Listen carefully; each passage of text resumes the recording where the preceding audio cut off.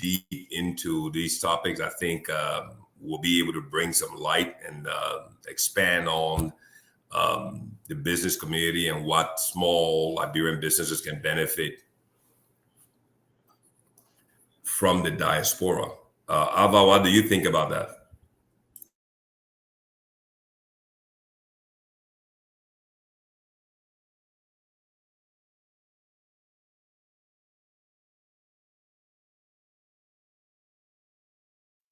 Today's topic is a very huge topic. That's the thing. That's my only concern. Because, there are multiple pieces we're looking at. We're looking at the effect of remittances, essentially, or the effect of the diaspora on Liberia business. So we can look at remittances, and that's a topic that we could take 2 hours on just by itself, even maybe more. We'll look at, from our perspective now, some of the subtopics on the diaspora effect will be importation, will be exportation, technology transfer, skills transfer, new business development, job creation, family support, infrastructure development. And then if we can build a critical mass of diaspora investment as a one lump sum, it can even be more significant. So there's a lot to talk about on this topic. And, we can break it down and see how we can progress. But I'm excited. It's a topic that I've always, pushed in terms of diaspora investment, integration of the diaspora and the people on the ground. Because if anybody from the diaspora is investing in Liberia, most likely they will have ground employees or ground partners. And we have to make that dynamic work. So that's why I'm excited about this.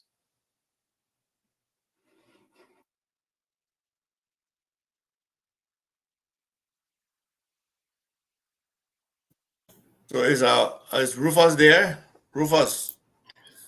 I couldn't agree with you more on that. I think what you're expanding upon, considering even in tough economic times, slow economic times, challenging economic times in Liberia, just the effects of remittances to, person to person remittances in Liberia plays a very, very vital role to that economy continuing to move forward. So, good topic today, Rufus. You're the pilot, I'm the co-pilot, and Ava is the navigator. So plot our course, give it to Ava. You're already giving us the course, and let's take off. Everybody, please fasten your seatbelt, put your seat in the position, and let's go down the runway.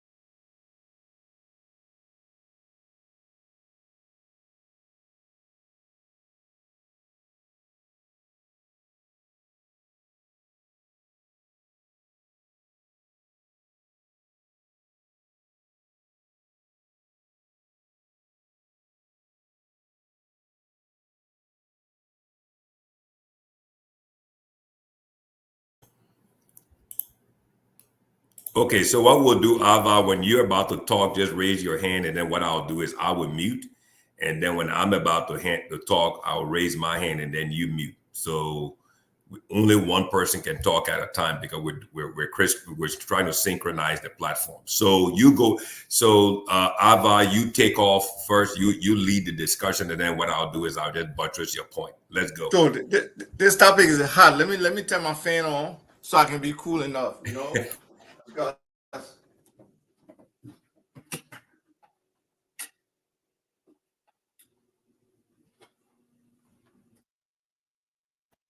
Why? Okay, there you go. He's back. we got a lot going on with this, right? So,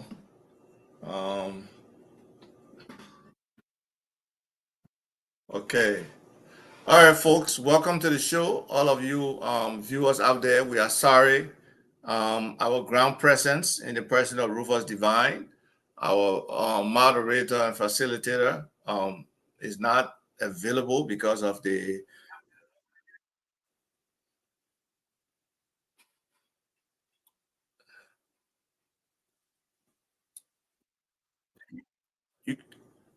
Can you see me on your panel?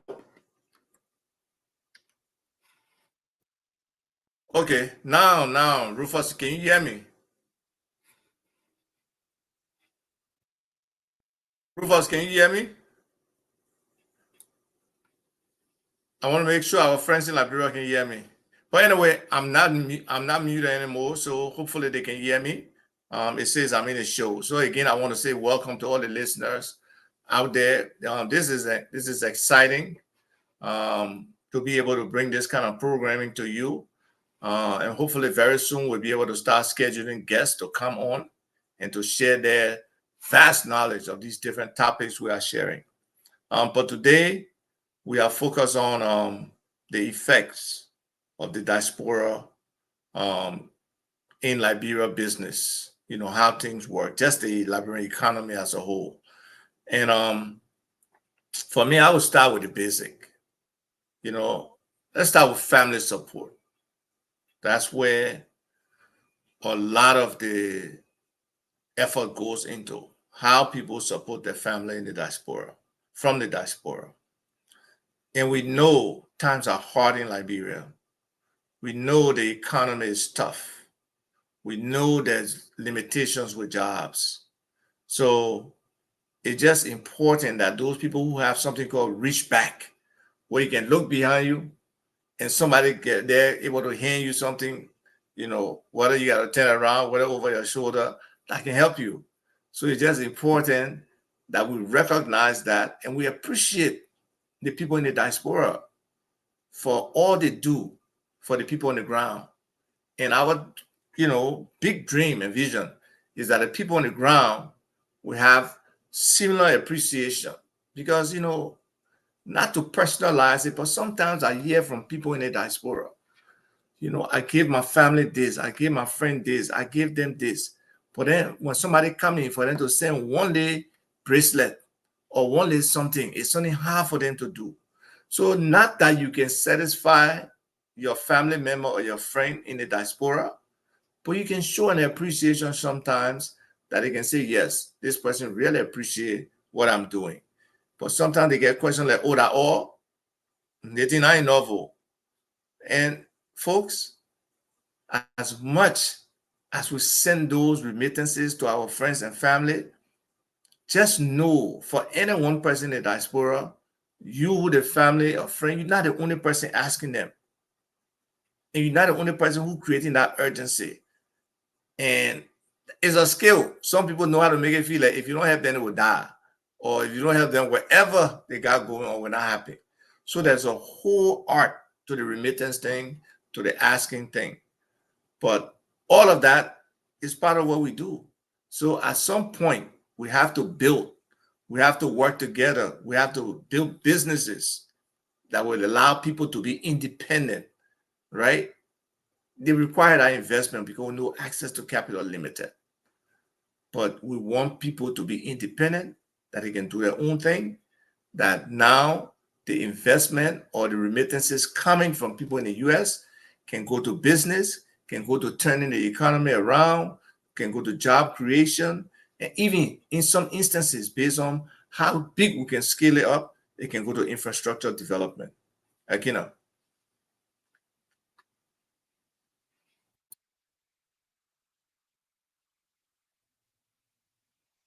Very good point. I'll take off from there. I think one of the most important things that we Liberians in the diaspora and Liberians back home understand is the effect of this remittance, right? Like you rightly said, family support. Let's just take that one.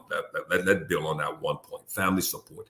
So when you break down family support, where does all of that remittance money go when it comes to family support? It's either tuition for schools, family upkeep, rent. There may be a death in the family, funeral arrangements. It might also be investing in small business. It might also be for hospital, a medical bill. Somebody is sick, somebody got injured, and the family in the diaspora, they're pulling monies together and then sending it over to meet that. But I think more importantly is where does that money end up? So once the money gets goes to Western Union, MoneyGram, SendWave, or through a bank wire. When that person receives that money, where is that money being paid? Okay, so the secondary effect of that money. So it goes to a small clinic, it goes to a small pharmacy, and then that money is spent there. It goes to a small business, to the funeral home, to the guy who makes the coffin, the guy who does the flowers. All of those things are residual. It's almost like throwing a rock in the pond. When you throw the rock in the pond, the waves it makes before it actually reaches the shore is what we call the residual effect of that remittance. So our economy depends greatly. Last week, if you can remember, Ava expanded on the number. I was looking at 350, 375. He said, no, hang on. When you consider the holistic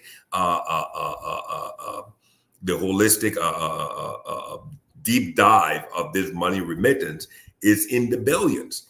Okay, so our economy depends on this remittance. The diaspora plays a major role in sending this.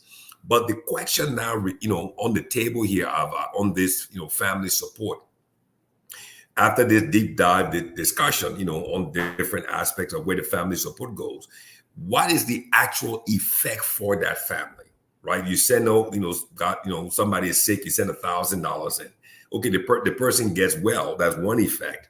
But then the hospital that received that money, the pharmacy that received that money, is that hospital and is that pharmacy a Liberian-owned business that will benefit from that remittance? Now, I think that's where the rubber meets the road.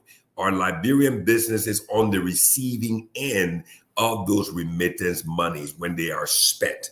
Not when they are received, but when they are received and spent. Are Liberians spending that money, putting that money into the hands of other Liberians so that the residual effect of that remittance is greater felt, or is felt in a greater way within the Liberian society, within the Liberian economy? Nothing against the expats, nothing against, the different nationalities. But what we're talking about here on this show, Business Talk, is about Liberian businesses.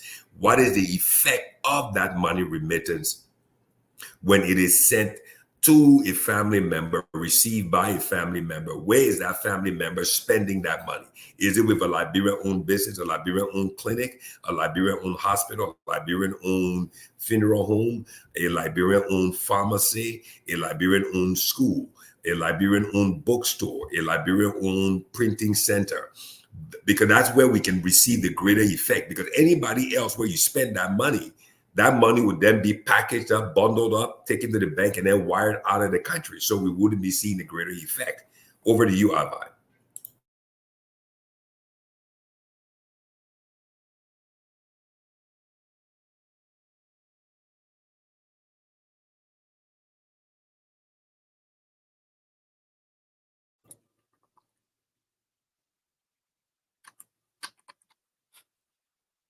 Yeah, because of the echo, so sometimes there's a pause between the transition. But yes, and that's factual, right? Um, and that's how we can retain foreign currency in our country if we are able to spend the money among ourselves. We have to start to love each other, and we really have to start to stop counting each other money and just support on the basis of competence, of merit, of the ability of this Liberian business person to meet your expectations. And we know sometimes we are not there, but there's something called patriotism. There's something called nationalism that sometimes we got to put in front of that drop off sometimes in performance or in value of service and all of those things. So, it's a wonderful thing for me to be a Liberian. It's a big thing for me to really support Liberians, whether as business people here in America or whether as business people in Liberia. And sometimes my wife, some of you just saw at the beginning of the show, she gets, pissed off with me because sometimes they don't perform to the level we want. But I still push it. I still try to find Liberian to do whatever work I want to do. So it's something that we have to start. Like a lot of communities here, the Indian community, the Chinese community, the Lebanese community, even the Ethiopian and Nigerian communities, they tend to try to keep the money among themselves. They try to patronize each other. They try to support each other. They try to collaborate on businesses. And we got to start to build that mindset of collaboration, that our dollar, the amount of times, they have something about the revolution of the dollar, like in the Black community, how many times that dollar will circulate in that community before its exit. Most times it doesn't even do 2 or 3 revolutions. It's out. It's gone to somebody else. So we got to start thinking along those lines. How long can we keep any dollar circulating in the Liberian community, whether diaspora, whether on the ground, and then together it's even stronger and better. So through these kind of exchanges and information sharing, we can start to think more Liberian. We can try to circulate our money more, and those are critical things. And whether it's family support, school, healthcare, small business, funeral. I know just in my family, on my mom's side, the Dunn family, over the last few months, years, we spent significant money on deaths. But now we're thinking, right? Because we have a lot of property in Grand Bassa. As a family, let's get control of some of that land and start to do business. And we hope that more people can start to do that. I know families sometimes hard to deal with. So now they feel overly entitled. They feel like you owe them. But we've got to find a way to change our mindsets towards that and see how we can work together. El?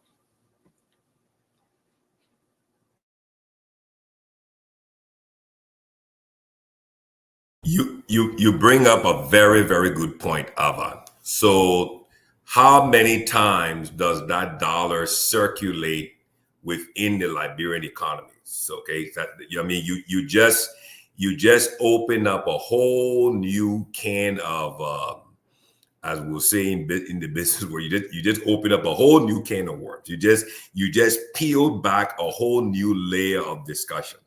So on this one point, right? Let all of you who are listening to the show today, let's just think about this one point for a second. Let me just reach back and do this. On this one point that Ava just brought up, right? How many times does that dollar circulate within the Liberian economy? What does that mean? So the money remittance comes in. The person gets the $500 for family support. The person gets the money and the person goes and he spends the money at a building material store. The building material store is not owned by a Liberian. What do you think that non-Liberian is going to do with that money? He's not moving it back into the circulation of the Liberian economy. He's going to package it, especially when you bring in a US dollar, $100 bill or $50 bill into that store. He's taking it, he's keeping it, because his next plan is at the end of the week, he takes all of his dollars, okay, his LD and his US, goes to the bank, and he takes his LD, got a connection in the bank, he buys US dollars, bundles it, and he wires it out. So that is why we cannot allow our country to be used as a place where people come to accumulate dollars and haul it out. Because if we continue to operate from this level or at this level, then we do not truly understand the effect of circulating that dollar more times within our economy. So that the more circulation of that dollar, right, the more that dollar circulates within our economy, within our community, within the society, the more persons and people, community that it will touch. And the more persons and people it touches, the more effects and transformation will take place. So that's why it's important to buy Liberian within our economy, because we know that that dollar will circulate and it would touch more persons and touch more lives and create more transformation and have a greater effect to stimulate growth and provide opportunities. But if you take that dollar, you on the receiving side, and you run to a non-Liberian store, a non-Liberian commercial entity, a non-Liberian service provider, that money will be bundled up, packed up, saved, and export it. And then what we have economic growth, but we don't have any development because people are attracted to Liberia only because Liberia uses the dollar as legal tender. And they're there to receive it, to pack it, to bundle it, to save it, and to export it. So the actual effect of the dollar in the country, in their economy, in our communities, in our societies will not be felt. We will see the numbers, right? We will see the statistics. But when you look at the statistics and you say, wow, but then you look at the country to see what the effects of those statistics are, you wouldn't see it there. You see poverty, you see desperation, you see suffering, you see lack of education, you see lack of development, nothing there. The healthcare system, everything is in the deplorable condition. But when you look at the statistics on the remittances, it blows your mind. It's way up in the air. You say, well, there's something wrong with this picture. And that is the reason why. The money coming in is being spent in more non-Liberian businesses. So as a result of that, the money is now moving and touching more persons and more people in more communities to have a greater effect, to create more transformation, as opposed to the money being spent with a non-Liberian business so that, you know, Ava, one of the things you talked about yesterday on Spoon, you used that word civic education. And I'm hoping that that's what this show will also do. We will educate, we will enlighten, we will bring our people to a greater level of knowledge and understanding that remittance dollars, a lot of the non-Liberian businesses you see in Liberia today, they're there because the US dollar is there, and they came to collect it, they came to package it, they came to save it, and they came to export it. So Liberia is a source of wealth for them. So we need to rise, we need to elevate our thinking that, you know, I don't want to put it this way, but I have to put it this way because the truth is the truth. We're being used, okay? Our country is being used as a place where others come and they become wealthy. Why? Because we have not upped our game. We don't understand what we have. We don't understand what we possess. Over to you, Ava.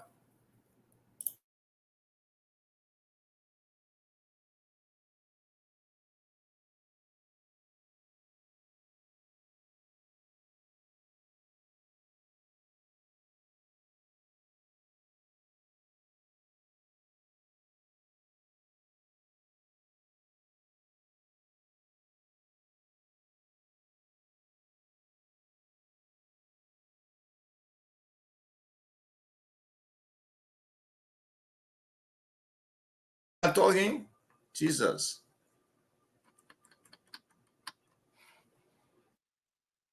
I'm sorry, folks.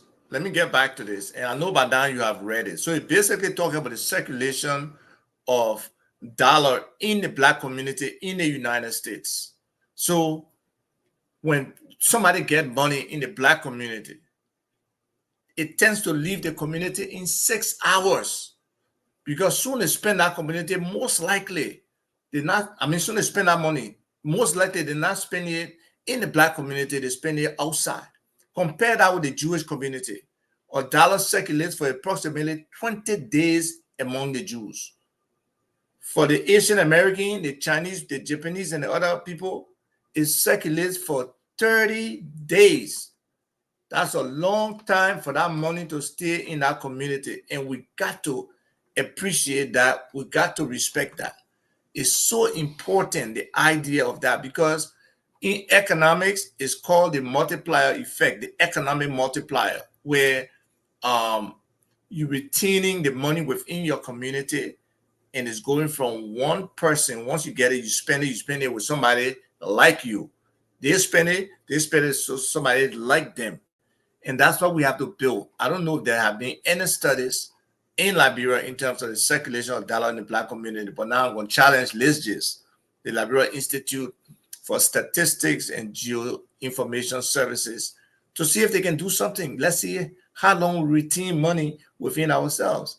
And the problem that we face in terms of that circulation is we don't have enough Liberian businesses to spend money on in terms of the different services we need. We don't have enough investment in Liberian-owned businesses. And that's why the diaspora remittance is so important. We can change that, because the other factor that also that causes that is that we are dependent. Our economy and what we need is dependent on the outside.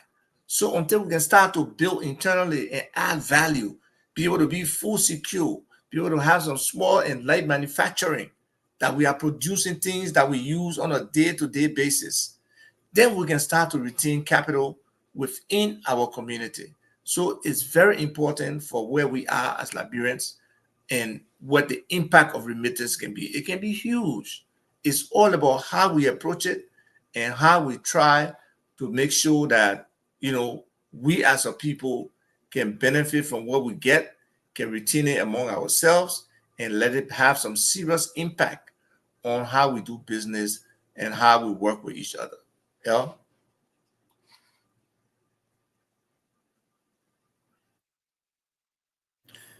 Very good point. I think we're onto something here. I think the show today is going to opening a lot of people's eyes. I think this one point you brought up, the circulation, how many times this money circulates within our community is very, very important. Now you just open up another layer, right? So this remittance money comes in, and you just made the point that our economy is dependent on imports. We import more. I think you guys call it a balance of trade, right? Importation to exportation. We export more raw material, rubber, dry coffee, dry cocoa beans, palm oil, unprocessed,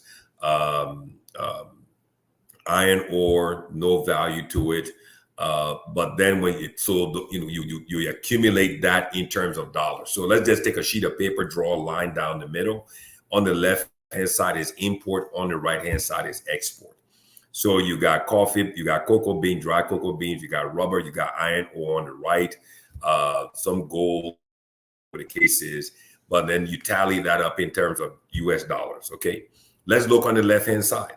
Tomato paste, luncheon meat, sardines. Okay. I mean, you go down the list. I mean, Solo juice. I mean, Heineken beer. You go down the line. Everything on the left hand side is importation, importation, importation. And don't forget, importation means dollars going out to pay for those imports coming in. So and where is that dollar going out coming from? It's coming, a large part of it is coming from the remittances. From the remittances that Liberians receive, and Liberians go and spend these remittances at non-Liberian businesses for commodities, okay? Toothpaste, soap, building materials, you name it, all of those things, they're not made in Liberia, they're all imported. So as a result of that, the non-Liberian businesses who focus on the importation of these commodities that the economy depends on, that the community depends on, they're strategically positioned, as we'll say in business, to be on the receiving end of a large portion of this remittance money. And when they receive this remittance money is sent out. Look at the Solo juice, for example. Solo juice is all the way from Maryland County to Grand Cape County, from Montserrado County to Nema and to Lofa. Every store, every drinking spot, every restaurant, every hotel is selling Solo juice. And those are commodities. Tomato paste. We don't make tomato paste, but you can't cook a Liberian meal in Liberia without tomato paste. I mean, you look at the soap we take bath with. Okay, all of that is imported. So I think one of the things we need to strategically think about, dwell on, expand on, and do some critical thinking about is how we can circulate, we can allow the remittance dollars into our country to be circulated more amongst Liberian businesses. So if anything Liberia should take from this show today in Liberia, make sure when you receive money through Sendwave, MoneyGram, or Western Union, think before you spend it. Think before you spend it. Now you've been educated. Now you've been informed. Now you've gained knowledge. Now you have the understanding as to what the effect of that money that you just received can have or cannot have in your community. How many persons is that money going to touch to have the multiplying effect to bring about transformational change in the economy that will lead to job creation for Liberian business, and so that when you spend that money with a Liberian business, you will get a greater effect within the community as opposed to spending it with a non-Liberian business who would pack it, save it, keep it, and export it. So I think that's important. I think we should move on to the next point there, Ava. I think the next point there that we had this morning on the topic was the remittance and then the importation of goods, importation. So let me just kick that one off. I think one of the things that the diaspora do is what we call the barrel business. Before you go on, let's just touch on remittances, foreign and internal within the country, like mobile money and other things, right? So remittances are so critical all over the world today with the technology that exists. So anybody sending money, or when you're sending money, there's a carrier or there's a financial technology company that you are giving that money to remit to the next country, let's say to Liberia. Now, you as a sender, you're probably paying a fee there. In some instances, when your person come to receive that money, because some of that money could go through different chains. That money could come directly to an operator for that remittance company, and it may not require you to pay. Or that money could go through the telco, okay, where you have an additional fee on top of it, where you may go to Lone Star or to somebody else, another operator, to collect that money. And then government also sometimes will tax that money. So that's why somebody say you $100, when it get to you, it may be 3 to 5% less than what it is, because there are intermediaries between that money getting to you. So we have to understand that concept, and sometimes it's not there for people to understand. Then locally, with the mobile money now, you can just press a button and send money from your wallet, your electronic wallet, to another person's electronic wallet. And the more we build the technology infrastructure in Liberia, the more most of our financial transactions can be automated or digitized. It gives government the opportunity for tax. So we should not be afraid of that. Yes, we do have leaders that are not using our resources the right way. But for government to survive, most times, government depends on taxation. And with the volume of remittances that are going, and even if things will get better, that volume of remittances can increase. And it will be to government revenue. And then when we keep that money in our own community too, and turn it around, we'll also be able to pay more taxes to government. So we need to create a virtual economic cycle where we are all benefiting. It's kind of a closed loop versus a vicious cycle where it's just focused on exploitation. So I think I just wanted to share that piece, and then we can continue with the topic that we just shifted to.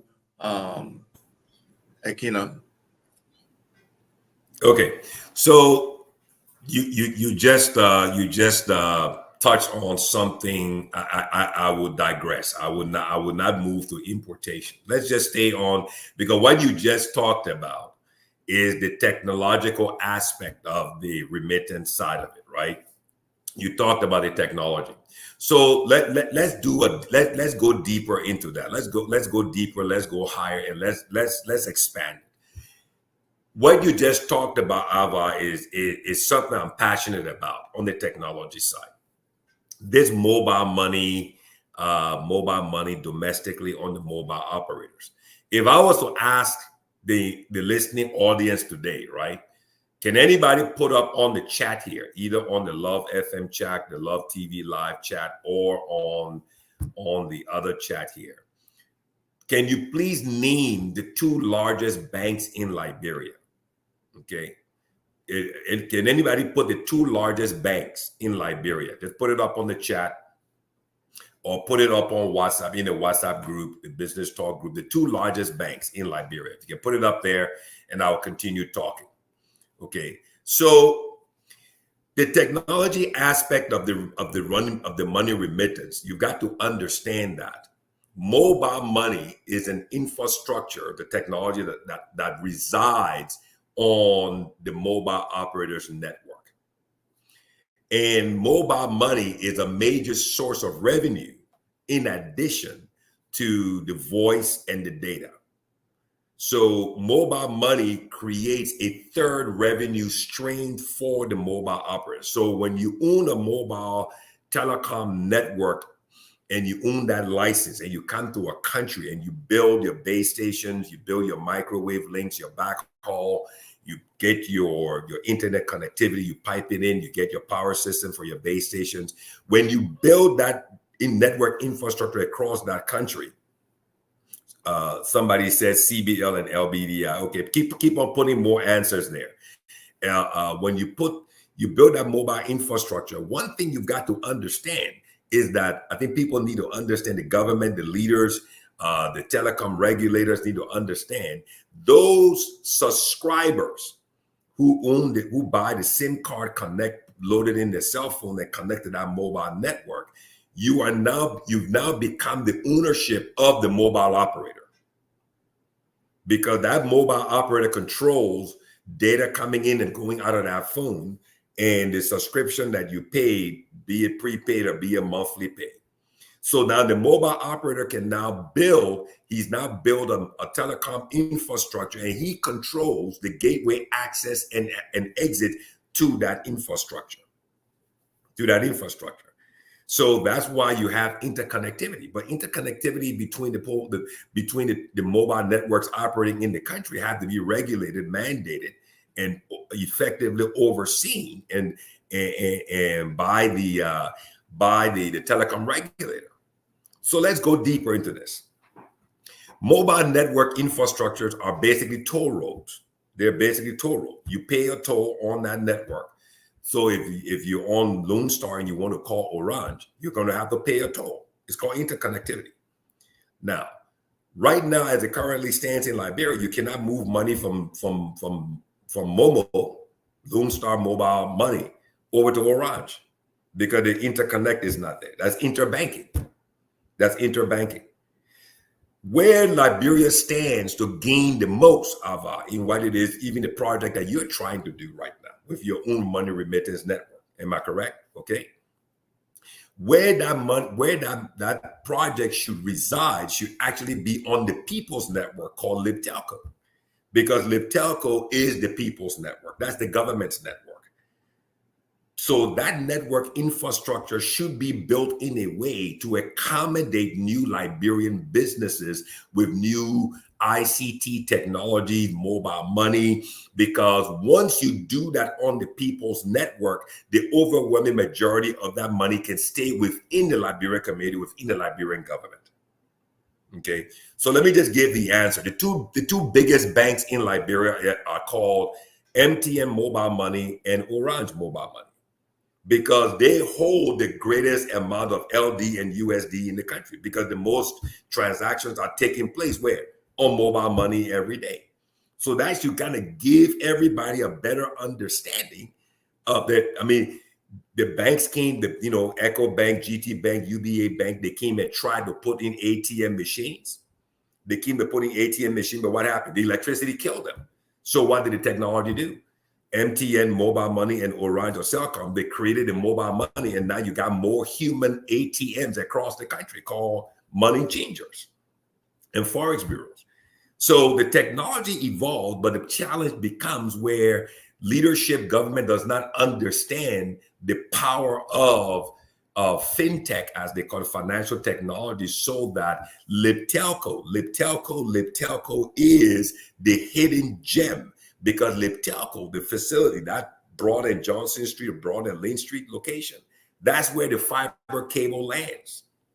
The fiber cable that runs from France all the way down the Africa coast to Europe, fiber ACE, it terminates right there in LibTelco yard, in the CCL building. So LibTelco sits on the fiber. LibTelco has telecom infrastructure. So all Liberians who want to do fintech should build their infrastructure where? Not on Lone Star or MTN, because they're not going to give you access. You got to understand this. Nobody who's making all of this money in this market like Liberia is going to open their infrastructure to competition. It's simply not going to happen. They're not going to give you the API. You can forget about it. The API is the handshake interconnect between that you can use to move to gain access to the network. They're not going to give it to you.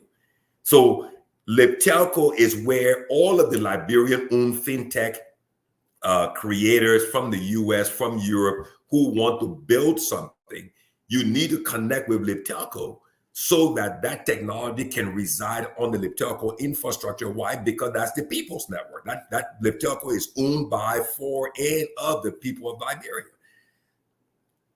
MTN and Orange, they're not Liberian companies. Orange is the mobile arm of France Telecom. All of the profits for Orange go back to France. MTN is a South African-owned company. All of the profits go back to South Africa. So we got to understand what we're dealing with, because without a proper understanding, you will not be able to craft a solution to bring about transformational change that we need to move the economy further. Because you talk about tax revenue. Let's go to the tax revenue on mobile transactions. It's a great source of tax revenue. Why? Because it can be actually monitored. But the question now becomes, is it monitored? Right? Because if you have mobile transactions all across the country, there are more mobile transactions in Liberia. There are more mobile transactions across Liberia, from Maryland County to Cape Mount, from Montserrat to Nimba and to Lofa, than any banking transaction. There are more mobile transactions. So if government was receiving a 0.1, 0.2, 0.3, whatever the case is, percent on mobile transactions, just imagine what our tax revenue collection could be. So that's why it's important to invest in mobile telecom infrastructure from a government perspective, because on that infrastructure, you can layer multiple services, such as tax revenue collection, such as electricity transactions. You can monitor different type of equipment on that infrastructure, and Libtelco is the people's network. That network, that infrastructure is owned by, and it is for the people of the Republic of Liberia.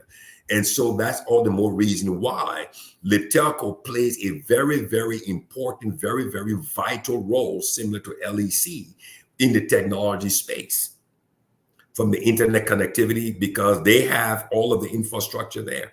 So fintech needs to be, because Lone Star is not going to give you access. They're not going to give you access, because anything that comes with fintech that competes with them, that competes with Sendwave, you're going to compete with them. Why isn't Sendwave on Orange? Because the agreement is with MTN. I mean, so the question now becomes, why is it not possible for us to mandate, leadership to mandate, CBL to mandate that you need to accommodate the economy? So when you think about it, Ava, you're the financial guy.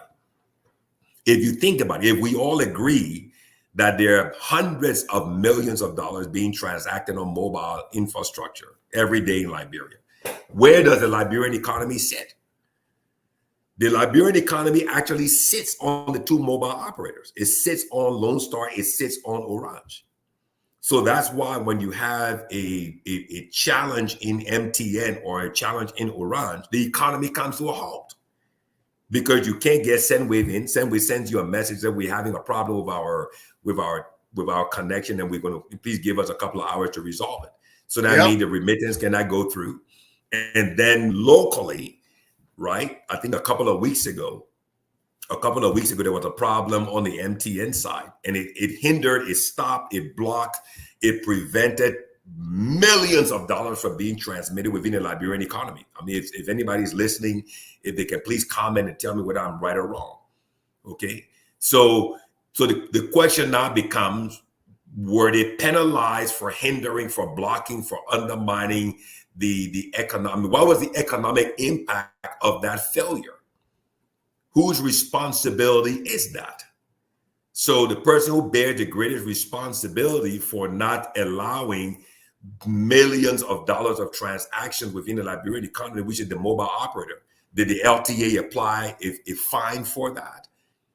So again, I don't want to go, off track here, but Telco plays a major role in fintech, in supporting, enabling, empowering Liberian fintech development within and across the country.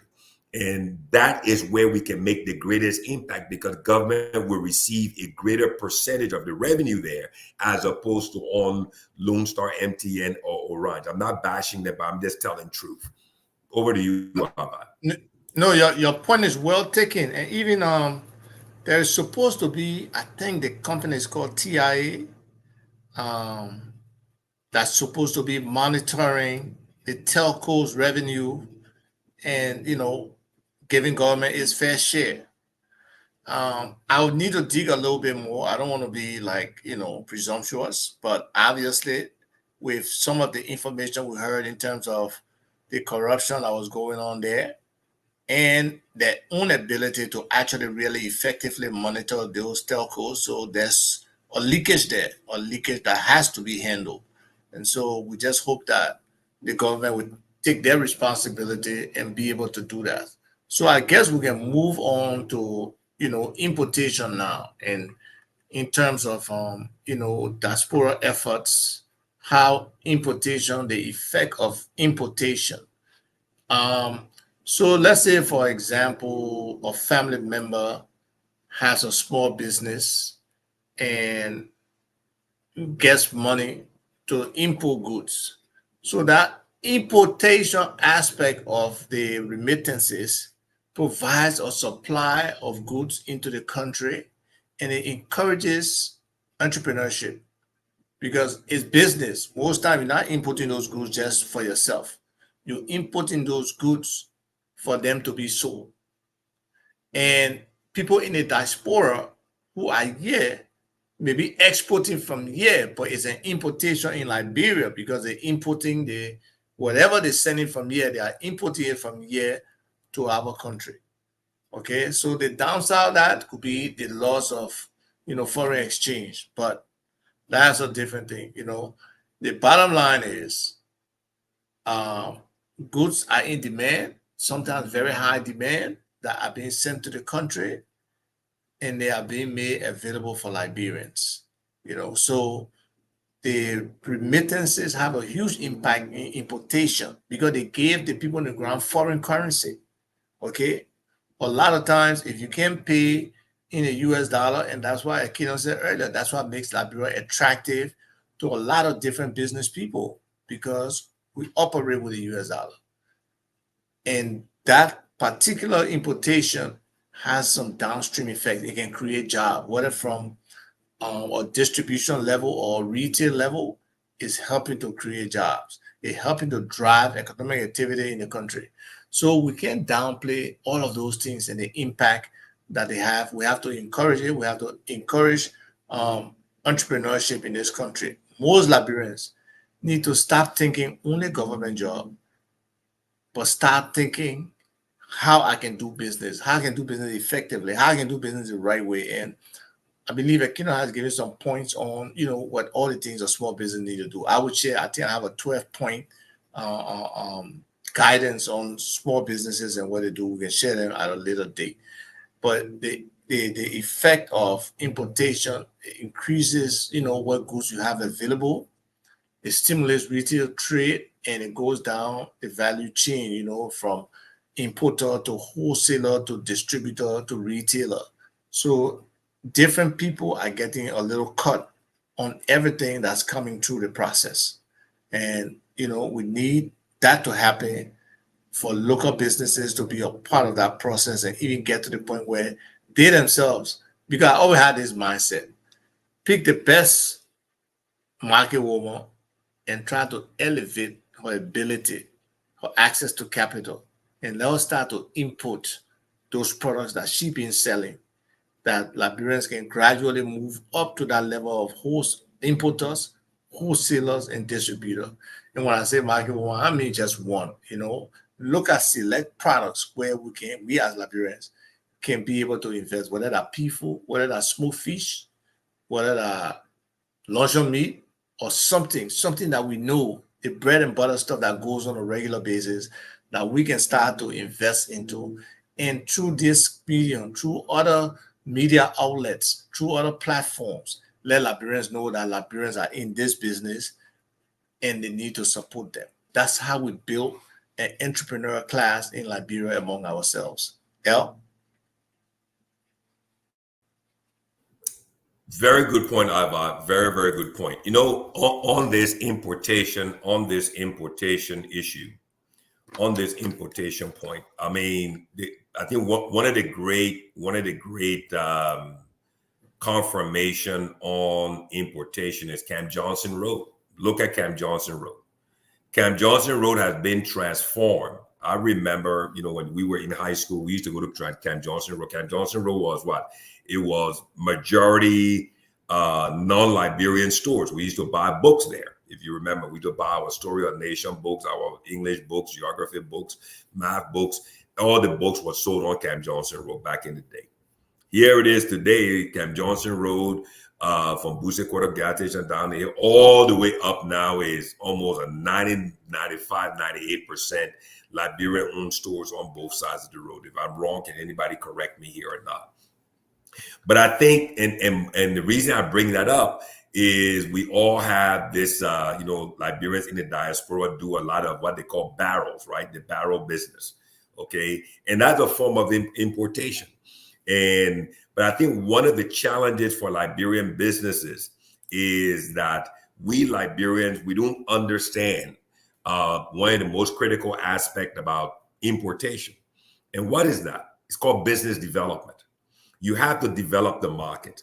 You've got to do business analysis, market analysis. You've got to strategize. You've got to, like you said, I mean, the point you just raised, find a local person, find the product, the segment of the market that she's in, sit with her, get the information, the data, the information that she has, what we call market intelligence, right? Get the market intelligence. Don't come from outside in the diaspora and coming into a market and believe within your mind that you know everything. You may have the money, but you don't have the knowledge, nor do you have the understanding or the revelation or the enlightenment as to what products go, what products don't go, and what time or seasons they move or they don't move. So that's why it's important you do your business analysis, your market analysis, your business development, and you acquire the market intelligence. And the next thing about importation is effective distribution of your product.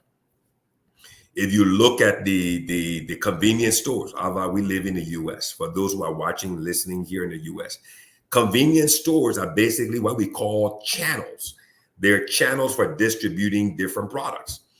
I mean, you can go to every convenience store all across the US. You'll find Coca-Cola, you'll find Pepsi, you'll find Sprite, you'll find the same bag of chips in every store. That's why convenience stores are very strategically positioned, and they played a very important role for importation. Why? Because when you bring your goods, when you import your goods, you need a channel of distribution so that when you distribute it through the convenience stores or the gas stations, they are in strategic marketplaces. And then, like Ava said, everybody gets a piece of it. So importation plays a major role in the economy, in the Liberian economy, in the diaspora, can play a very important role to support the importation. Now, why is importation, part of our discussion today? Because if you look at our economy, we said earlier, right, when we're talking about remittances, the expats, the non-Liberians in Liberia, what is their biggest business? Importation. They import tomato paste, toothpaste, toothbrush, even the noodles. You name it, the spaghetti, mixed vegetables in the can, they import everything. So why aren't Liberians importing goods to compete in that market segment? Okay, so again, that's why part of business development, market intelligence, and business and market analysis are so important. So if you try to do everything by yourself, then the lifting becomes heavier. That's why it's important to pull the right human resource and then have the conversation so that if it's $50,000 that's needed, pull 5 people together and let everybody invest $10K and bring importation of certain goods into the market. Granted, the import duty is another challenge, because if the import duty is high, then it will affect the price that you will sell that product in the market. Then your profitability will go lower. So I think government needs to play an important role in trying to see how they can reduce import duty, and so that they can encourage importation from the Liberian diaspora to compete in that market segment that the economy depends on greatly. And then Liberians, my advice, to us in the diaspora, engage the Connex, engage the NP, the LP, the Aminatas, and all of the other gas stations that are in Liberia. They have convenience stores. They're a strategic source for product distribution, because Connex is all across Liberia. I mean, so when you're importing a product, it's also very important to also think about the distribution of the product, because you need channels. You cannot build stores everywhere. That's why you work with the gas station. Let me prove a point to you, Ava. Do you know that at almost every Connex location, it was a Total before it became Connex? There's a Orange. It was a Cellcom, then it became Orange store at the Connex gas stations. Why? Because it's in every community. There's an Orange store in the Connex in Unification Transmenotes. So why? Because it's strategically located where? In the community. There's a convenience store there. So you don't only go to buy gas, just like I said, you put the kids in the car. By the time you want to buy $20 worth of gas, you stop at the gas station, all of a sudden everybody wants a bottle of soda, everybody wants a bag of chips. So instead of spending $20, you end up spending 40 or 50 bucks, because the convenience store got a portion of it and the gas station got a portion of it. So Liberians in the diaspora, importation into our community, into our country, is a major source of revenue, is a major investment. It would create a tremendous amount of jobs. It would provide a lot of opportunities, and it is indeed profitable. But the only way it would be profitable if you locate, if you identify distribution channels for your products. And those distribution channels don't only have to be gas stations. They can be the market women. Bring them a product, sit with them, bring them a product. They will connect you with other market women, and you can have distribution chains, distribution channels to move your product. But also, last but not least, don't forget to educate the market. That's all part of business development. Don't bring a product in the market believing that the market needs the product. You need to educate the market, because you're importing.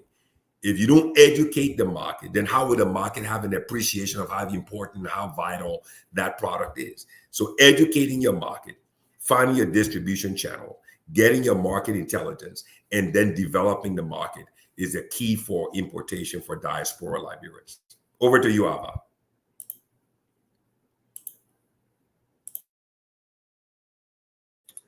Wonderful, wonderful delivery. And before we go on to exportation, the point he made is very significant. And also, unfortunately, there's this theory that when people from the diaspora bring their product on the ground, the people on the ground know they got a clock ticking, that they got to spend a certain amount of time before they go back. So some people may take their products, delay on paying them, different strategies they will use, or they would just say, look, we're not buying that person stuff until they're ready to go and they can't put it to banjo. So you got to know that what the market is like. And if you understand the kind of product you bring in, like Akino says, it's a product that the market is educated on, that they need, that you have already exposed, then you got a better chance of sales success. But if it's something that they can hold up on, that's not necessarily a necessity that, they can string you along on, then you got a greater challenge. So we got to understand the nuances until we can be honest with each other, until we can love each other and work together, with integrity. And you see, for me, most times, I don't believe in integrity or honesty or stuff, because people are human. Humans will sin, humans will fail. It's about a system of accountability that you develop that can hold people accountable. If you let me take the call, go ahead. 1 minute, I'll be right back. But your point you made was very. We can go on to exportation now. Let's talk about exportation. What can the diaspora do, the diaspora Liberian investor do in Liberia as it relates to exporting goods and products? So this we talked about last week. We talked about it to some degree, where we said, in the agricultural sector, diasporans can come in, make investments, and create different products from cassava chips and other things that will be important for exporting, and that will also create new jobs and provide new opportunities within the country, within the economy, so that we can grow this economy. Diasporans, the Liberian diaspora is very important. Okay, very, very important, because we're a source of major revenue. So people have their 401k plans, their savings, they're taking business loans. But again, one of the most important things we need to do is we need to strategize. We need to come together. I think, Avajad made a very important point. He said, I don't think too much about being trustworthy and things like that. I think one of the most important things I've learned in my career in business development and sales and, here in the U.S. is, most of my customers don't know me. It is a building of a relationship over time. But one of the things they're focused on, they're focused on, can you solve my problem? Can you solve my problem? Are you the one to bring this solution, the guy has a headache and he's looking for either Advil, Tylenol, Aleve, or Excedrin. He doesn't care what bottle is in, but he needs something to relieve that pain. So business is like that. You've got to be a solution provider. You have to be the one to come in to solve a problem. So when you identify a problem in the marketplace, then you develop a strategy to deliver a solution to that market, to that problem. So on the issue of exportation, that's why, again, we Liberians in the diaspora play a very important role in building our economy, creating jobs, and creating what I now define as the transformational change that we need to move this country forward. So how do we do it? We've got to pull together. It's not about me trusting you or you trusting me. No, the question here is, do you see what I see? Do we share a common vision? Do we share the common objective? Are we persistent together? Are we consistent together? Are we deliberate together? Or are we purposeful together in developing a plan and a strategy that we can achieve this objective, which is to deliver this solution into the market, and as a result of that, get a return on investment? I don't like to talk about making money, because when you talk about making money, then people go off in the wrong direction, because then they focus on making money. The focus here is the money comes after the work is completed. The money is the result of the work. The money is not the focus of the work. No, completing the objective is the focus of the investment. And as a result of the completion of that project, or that delivering the good, delivering the solution, the money comes. So, that's how partnerships are formed. And until we in the diaspora understand this, you look at the expat investors in Liberia. The guys come in, they look at the market, they say, okay, what we're going to do, we're going to pick this market apart. We're the importers. These guys, they've got money, but they don't understand it. So what we're going to do in the meeting, so, okay, you two guys, you go to Lofa, you two guys, you go to Bapolo, you two guys go to Kema, you two guys go to Bobby, you two guys go to Lofa. They divide themselves in twos all across the country. Let's pool our money. We'll bring the goods in and we'll transport the goods into these areas. Why? Because mobile money, fintech infrastructure is bringing the remittances in. So if we strategically position ourselves in all of these cities across Liberia, and we have the goods that the community and the society, the communities want and the economy needs, we will be in a strategic position to recoup all of our investments. That is what they call planning an objective. You plan, you strategize, and then you pull your people together and you place them strategically in positions, and then you execute. and then you execute, because 7 days a week, 24 hours a day, that money comes in on remittances. So the question now is for us Liberians here: how can we position ourselves strategically so that when we bring goods in or we ship goods out, how do we then meet a return on our investment? So somebody's talking about coming together. I don't just like to bring people together for the sake of coming together. Then all of a sudden you have a crowd and you have chaos. People come together around an objective. They come together around a strategy. That's what galvanizes people. That's what creates cohesion. That's what creates cohesion. People come together around a strategy and objective.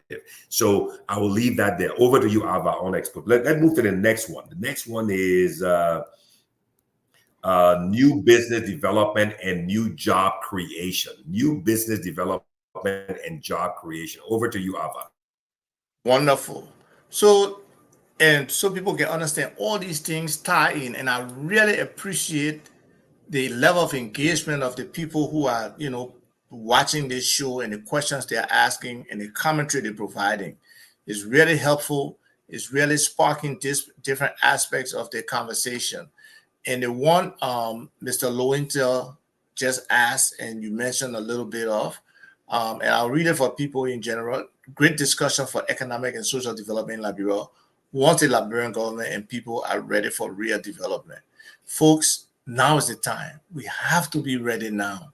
The opportunity is huge for us to get on the ground floor. Yes, our country been 177 years, but real development, especially from a structural and Liberian investor perspective, is now. Now is the time for us to do it.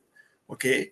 And then he says, when retired Liberians in the diaspora invest some of the retirement benefits, and Kino mentioned that they got something here for people in Liberia who listening and don't know, called the 401k, where you can, while you're working, you keep putting money away, your company matching it, and then you're building up. Most times you don't touch it, even though you can take a loan from it. And some of us rascals, we have done that with ours, but small stay there. But you can build it up over time, 25 years, 30 years, or putting $300 every month, your company matching it. And some people put more because as they move up in jobs, they have more disposable income and they can afford to increase their contributions to their 401k. So in that case, their money is building. So many of them will have $300,000, $500,000, $1 million when they retire. Okay, so let me just do some simple math for us so we can understand before I come to address the potential in investment. So as somebody who moves to Liberia, let's say they own, beside the investment, beside the 401k, most of them will probably be on something called Social Security. They will get at least some portion of what they used to make.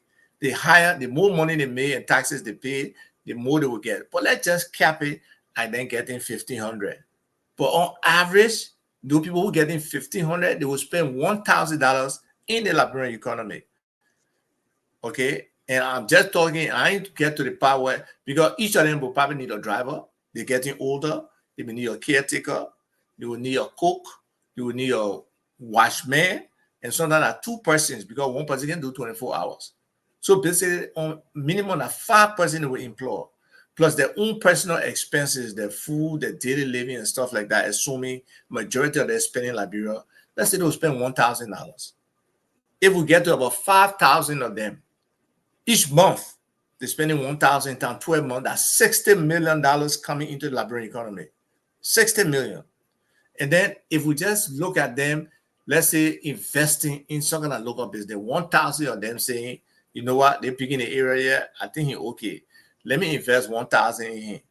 So that only 20% of them investing in 1,000, investing $1,000.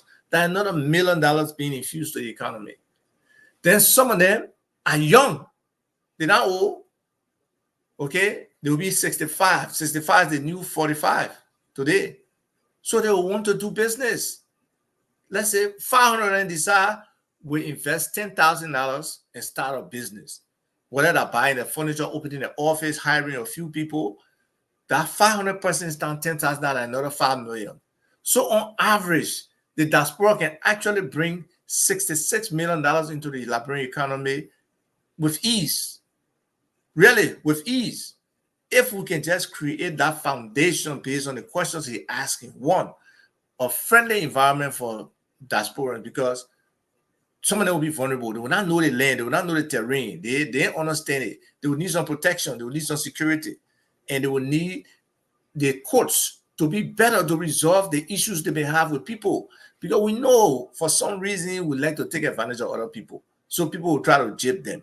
They will want to go to court. They can't go to police station. The police station, the police will be asking them, oh, pay my way, and inflating it. Instead of $1 LD to get on bike, oh, pay my taxi or give me a car. So we got to change some of those things. And hopefully Gregory Cuomo and his people are working towards that. So we got to create that hospitable environment for retirees. Like, look, most of them don't want to stay in the country. They stay in the country, they'll be in homes. For me, I would rather be in Liberia with some, and old enough, if I'm not functioning right, for a Liberian person to be cleaning me, than for me to be in some kind of home here where I can even talk to somebody through my window, where I just like a prisoner, and only my guard or my nurse I can talk to. So they want to go to Liberia. So we got to create that environment I want. Now, the prospect of the return on investment is all about how we create our investment climate, how we can circulate the dollar among ourselves and the kind of business they go into. So those are important things. That's why I'm saying we got to start loving each other. We got to start supporting each other as business people, put aside some of the petty differences or creating these false narratives that separate us and drive wedges among us. The mindset change is critical, that we have to be Liberian first, okay? Liberian first, Liberian last. Once we start to think like that, we start being patriotic to our country. We start being nationalistic. Look at the Ghanaians. The Ghanaians think the best in everything. Whether you can beat any checker or think the better in checker, you can beat any sport, think the better. So they love their country. They think Ghana is number one in Africa. And similarly, the Nigerians, now the Kenyans are getting that kind of mindset as well. So most Africans are elevating their own, individual mindset about how important they are, how good they are. And we are not second to anybody. We are as smart, we are as physical, we are as innovative as anybody. So we need to start having that positive mindset about each other and start to work together that we can scale. Because it's hard for one person to really build a whole farm. No one person can just build a big farm. It's not easy. So let's start to see how we can work together, create that investment climate, and be able to get returns for our people who want to come and invest, especially the diaspora retirees, but then the domestic people. The government has an obligation to both the domestic and the people who come in to create that environment for them to be successful. So it's just important for us to give those kind of examples about the potential that exists. And this is a very conservative estimate I'm looking at. It's an easy $100 million a year if, diaspora retirees or some kind of program that can be revolving, especially those who live in cold weather, that they can be coming to Liberia on a regular basis for 3-4 months and do what they do. So we have huge opportunities here, folks, but we just have to leverage those opportunities, take advantage of it, and be loving to each other, where I don't mind you being able to be successful. Yes, I'm happy for you to be successful. If we can start thinking like that, we'll be much better. Yeah.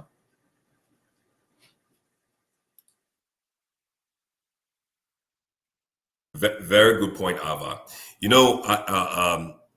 One of the things you highlighted on is that I think many Liberians don't know, especially Liberians in the diaspora. Maybe Liberians in the diaspora know, maybe they don't know, maybe Liberians back home know, maybe the Liberian leadership understands it, maybe they know. The largest single, you want to call it foreign investment, but I call it Liberia, the largest Liberian diaspora the largest segment that can invest in Liberia to create, to stimulate, to initiate the transformational change that we need in that country to create the most amount of jobs all across the country is by far the Liberian diaspora investment segment, be it in Canada, Europe, or the EU, and the US. We are the cumulative total of our assets, right? from the home to the cars to 401k plan and savings. When you add that up, it tallies up into the billions. Not even Metal Steel can match it. Not even Metal Steel, the Firestone can match it. And this is real money. This is not shares, and no, this is real money. The challenge that I think that we're faced with is, as you know, Ava, most of us, except those who, the younger people in Liberia today, Liberia today, the young people are naturally entrepreneurs. Okay, that's the distinction.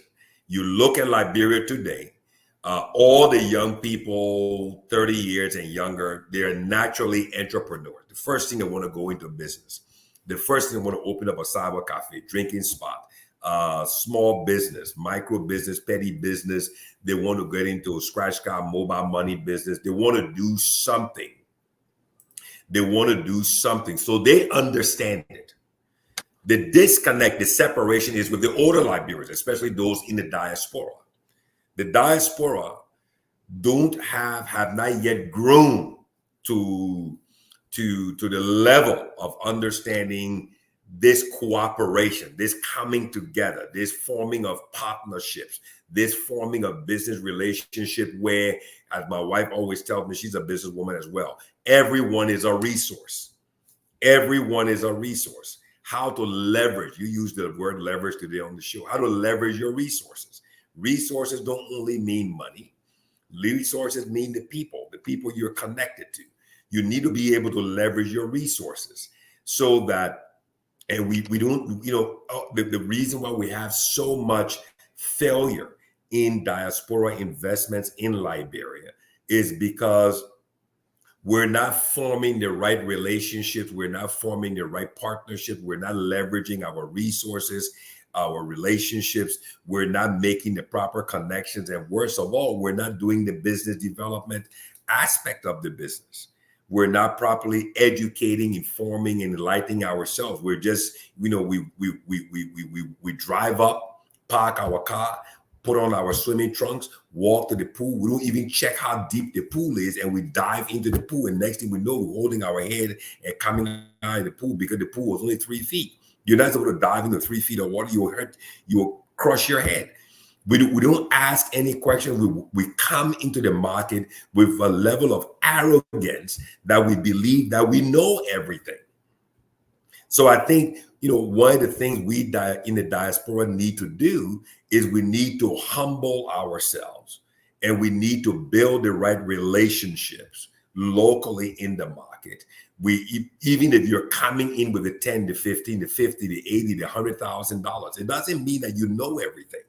It's important for you to sit, to listen, and to learn, and then form the right relationships. You may want to bring in medications, American medications, into the country. But then what you need to do is to find out what medication will be the best that you can bring in, and then find the Liberian-owned pharmacies that are strategically positioned. Use Google as a resource. Google right now is popular. If you go to Google right now, put in Monrovia, Liberia, you click on the map. It will show you all the businesses across Monrovia. It will give you a great map of the city. You can find the Liberian pharmacists. Go and visit them. Sit down with them. Get the market analysis. Get the market data. Get what we call the market intelligence. Don't try doing everything all by yourself. It will always be heavier. If you try to pick up a big bucket of water or a tub of water, it will be heavier. Try to get some help, form the relationships, form the partnerships, so that in that partnership, you have a what? You have a unified purpose. You have a unified objective. Every person in that partnership, in that agreement, has their role to play. Define the roles in the agreement. That way, the lifting becomes less. If it's a $50,000 investment, get 10 people at $5,000 each. That's a less of a burden than getting 2 persons for $25,000 each. So I think that's one of the issues that challenges Liberians in the diaspora. Everybody wants to do things, by themselves, for themselves, to make a name for themselves. This is not about making a name. This is all about bringing about transformational change. One, two, getting a return on your investment. This money, you work hard for it. The other thing, about diasporas in Liberia is investing and creating jobs and bringing transformational change in the country. Identify your market. Are you going to invest in Rehe Field? Are you going to invest in on Somalia Drive? Is it going to be Banove Estate? Is it going to be Stephen Toba Estate? Always make your investment in communities where you already have an existing market. Because when you have an existing market, then you don't have to go outside of that market. Make sure you make use of Facebook. Make use of the radio station. Liberia Today, we're blessed with so many FM stations that also stream. You got mobile money changers all around. So there's so much more to support small Liberian businesses today on the ground that come from the diaspora than ever before. But we're not making use of those resources. How about let's take some calls. Rufus, if you're there, if you can give us a couple of more minutes, we appreciate it. If we can take some calls, that would be great. Wonderful. I have a caller here with me. Caller, please state your name and where you're calling from and share with us your knowledge or question. Hey, this is Cyrus speaking. I'm calling in from Minnesota. For the discussion, basically education for people who do business like there. There are a lot of things that happen with Liberian diaspora. Liberians living in diaspora, sorry, as a business. That's some of the things that we go through. I'm a victim of it. I try. We don't understand that.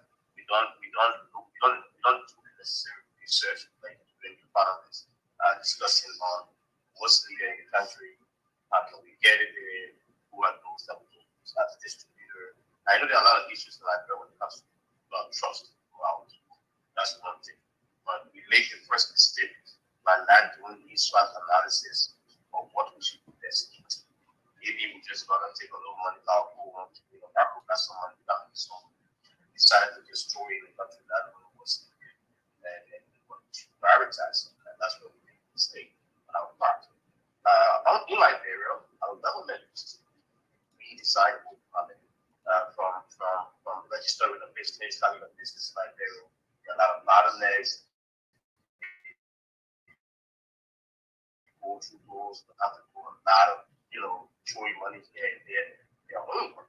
That's one challenge that people go through starting business in Liberia. You don't go to every instance. You go there, police issues, and sometimes people get frustrated in the middle of everything. They'll just drop it and say, "Oh no, I don't think I do this." So the government needs to work on that. I still wonder why up to now free food don't have nutrition. That's one major thing. We see those on the market going skyrocketing. The free food of the movement is a major problem.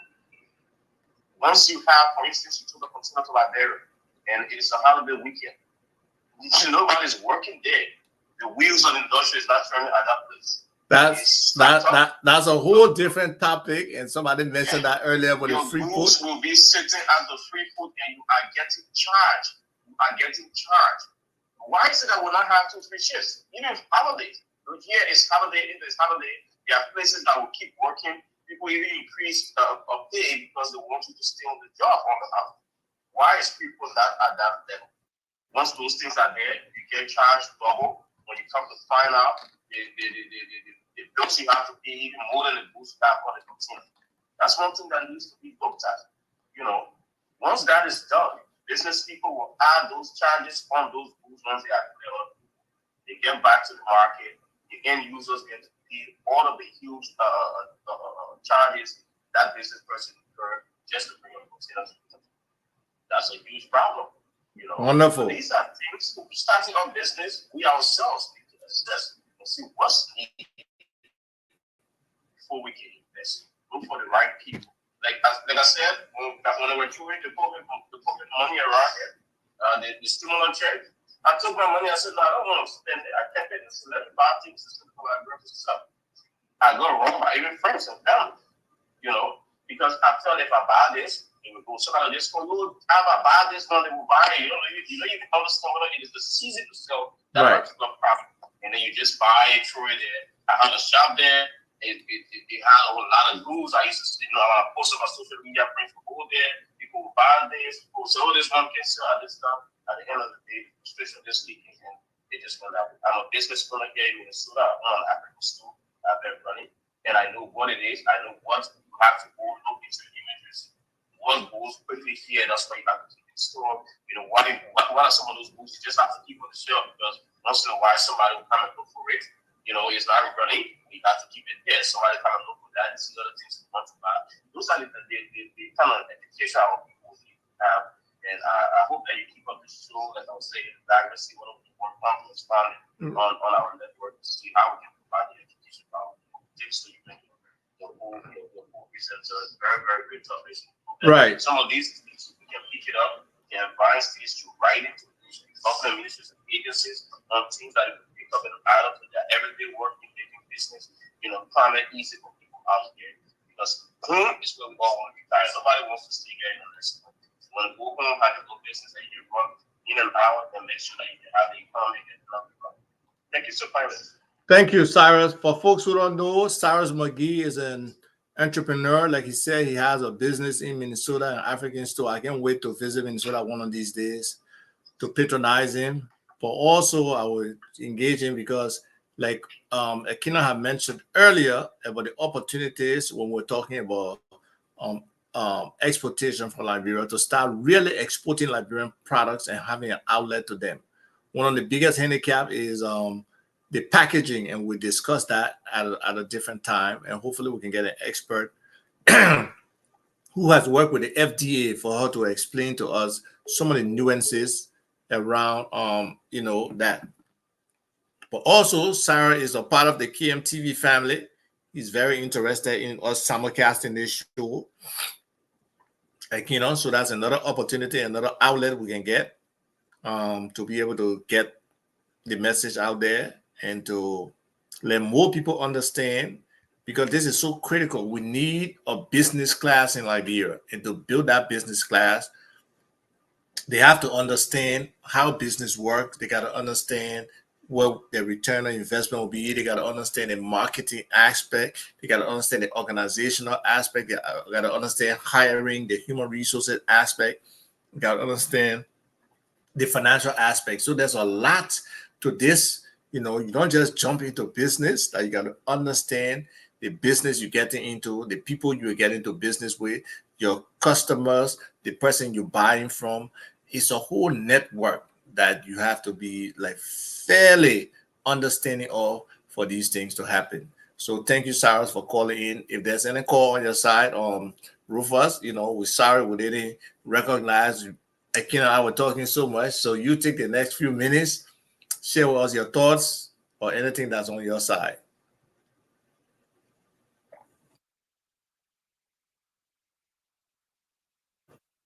Was you're on mute? We can hear you.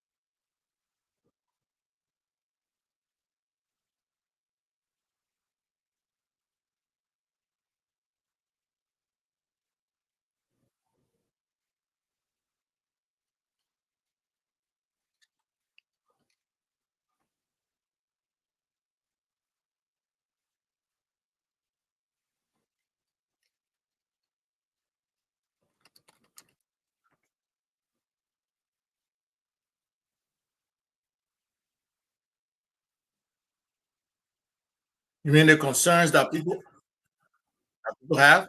Yeah.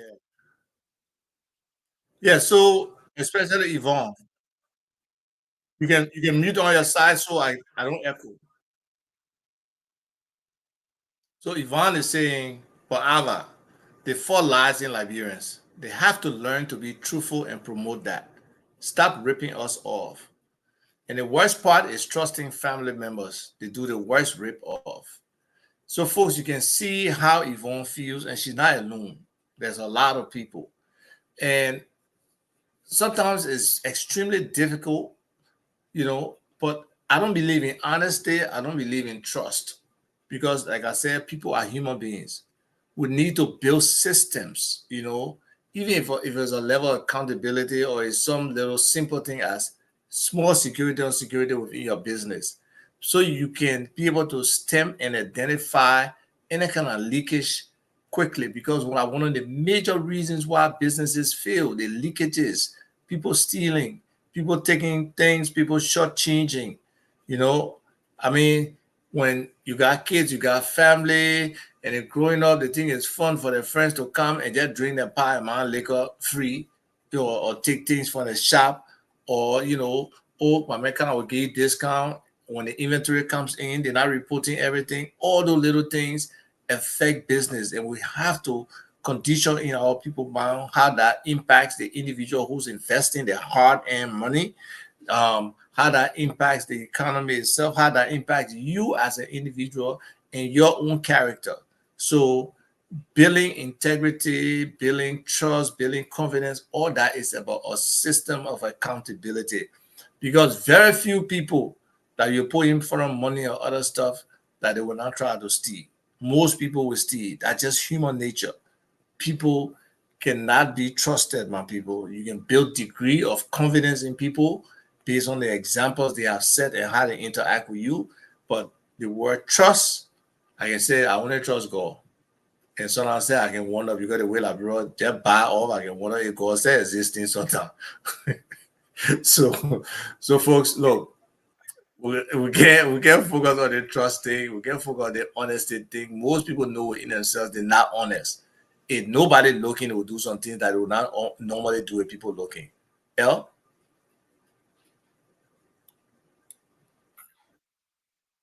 Let me chime in here. Yvonne, if you're listening, couple of months ago, I think Rufus, if you can remember, we talked about this in one of our teachings, right? Fundamentally, Yvonne, a wise business person, you need to understand one thing. Get a sheet of paper today, draw a line down the middle. You got to understand that there are certain decisions you make with your head, and there are certain decisions you make with your heart. Ava is right. You cannot go into business trusting anyone. You need to understand that trust cannot be brought into business. Business succeeds based on confidence. That's what business succeeds on. Number two, business succeeds on producing results. You need to produce results. Number three, if you're coming in to do business in Liberia as a diaspora, you're better off, right? Not starting from zero. Find someone, a local Liberian company. This is another show, Ava and Rufus, where the diaspora merging, integrating, building a partnership with local Liberian companies, okay? With local Liberian businesses. You're better off joining with a local Liberian business, sitting down with them, building that relationship, okay? Building that relationship with that local company, with that local, making them a local partner. When I use the word partner, I'm not saying make them a part of your business. What I'm saying is what you need to do is to bridge, create a bridge. Why? Because you're a novice. You're coming into the market. There's so many unknowns. You don't have the market intelligence. The person who's been doing business in the market, in that market segment, in that sector, has more market intelligence than you. So it's easier, it's better for you to use that person, use that relationship as a point of entry into the market. It will soften your blow. It will soften and reduce your losses when you use that person or work with that person as a point of entry. Then when you grow with that person, then you can expand, because then you can build more relationships. Last but not least, success in business is based on the relationships you make. Build good relationships, because every relationship you build is a resource that will help you to cross. The more relationships you have, the more bridges you have, and that means you can cross more rivers. And the more rivers you cross, the further you will go. So if you have limited relationships, That means you have limited bridges. That means you can't go that far. If you come into the market all by yourself, you're entering the jungle. You don't know the animals. You don't know the layout of the land. So every mistake you make is going to cost you money. So that's why it's better to build a relationship with someone who's on the ground, a local Liberian company who's in the market, get to know them, spend time with them, find out where you can bring in efficiency, where you can bring in productivity, where you can bring in profitability, where you can improve communications, as I mentioned communications, where you can use technology to enhance the business, and where you can then have the demonstrated willingness to learn. Because you have something you're bringing. Maybe that Liberian business is there. He needs more capital. That's where you're important.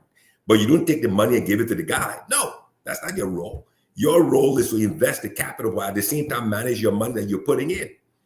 Let him operate, but then you manage the money because it's your money you're putting in. Then what happens is you share the proceeds of the investment. That's how you do it. So you don't pack the money and give it to the guys. Okay, I trust you. No. Trust has nothing to do with success in business. That's my recommendation, suggestion, and advice, Yvonne. Any more callers? Please call in. Rufus, what was your take on what we discussed today? I want to hear your take on what we talked.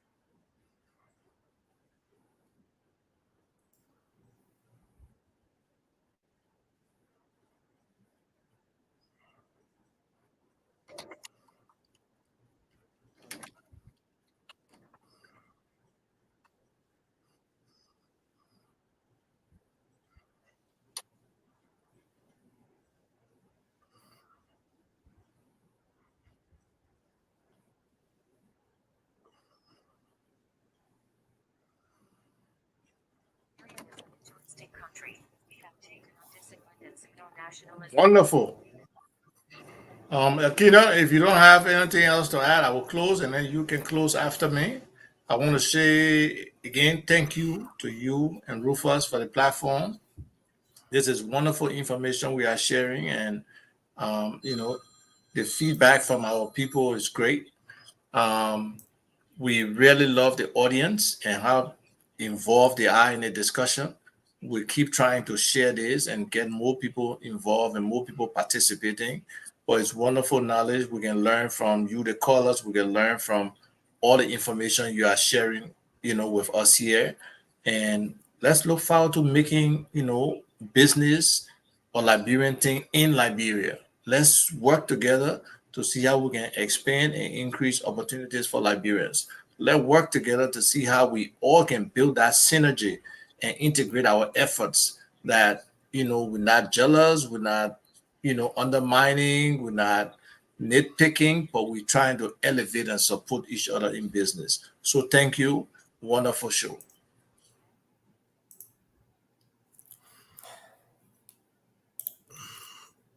Let me close here. Well, again, Rufus, thank you for the show today. A great show to all the listeners, all of the commenters, of those who participated, those who listened across the world. We appreciate you very, very much. The show today was very, very good. The comments, the interaction was very, very good. Very exciting, educating stuff. I think one of my takeaway from the show is that we're making an impact. People are engaging, right? People are engaging. The only thing now is, we want you to learn. Okay. So in business, it's all about listening, it's about learning, and it's all about growing. Don't think for one moment that you know everything. That's why you have to listen, you have to learn, and you have to grow. And that's what this show is all about, engaging Liberians all across the diaspora and back in Liberia, educating them, lifting us to the next level. So today we take away, don't bring trust into your business. Trust does not belong there. Confidence is the key. Build confidence with people, build relationships, and understand that you in the diaspora and you in Liberia, the key thing for the two people is to build a bridge of connection, because across that bridge, we can bring technology, we can bring remittance, we can bring know-how, we can bring experience. And you being on the ground as a local Liberian, you hold a tremendous amount of information and expertise and market intelligence. So when you match that market intelligence, that expertise in the market, and that know-how with new capital funding coming from abroad in a diaspora Liberian, there's no doubt that meeting, that connection, that relationship can bring about amazing transformational change in our country, in our community, in our economy. The other thing Ava made mention about, I think we as Liberians, as we continue to engage on this platform, we need to now start thinking about how we business Liberians or Liberian business people in the diaspora and back home can combine our efforts and create ourselves into a major lobbying group that we can pressure government, because we need to understand what our contributions through remittance means to that government, to that economy. So if we can form ourselves into a major lobbying group, just how in the US you have the lobbying group for the hotel industry, the restaurant industry, the automobile industry, the unions, we must form ourselves as a lobbying group so that we can pressure government. Mr. Vax Dixon put on here about pressuring government to remove the import duties on diaspora Liberians bringing their goods in.